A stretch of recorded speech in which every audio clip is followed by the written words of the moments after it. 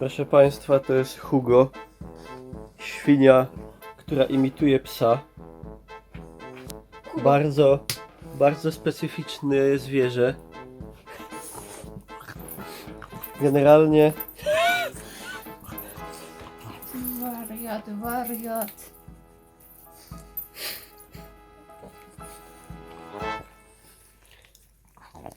ciekaw jestem, czy Wy też macie jakieś cudowne, słodkie zwierzątka.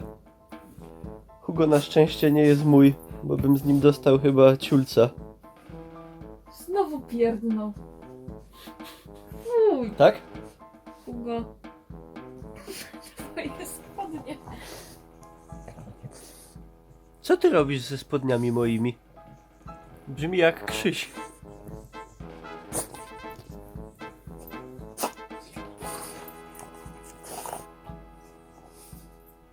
Idź, pierdziochu. Ej!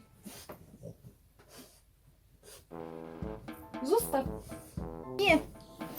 Nie! Nie!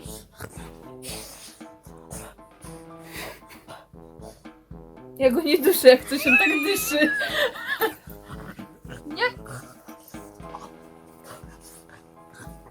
Ty zaraz znowu pierdniesz.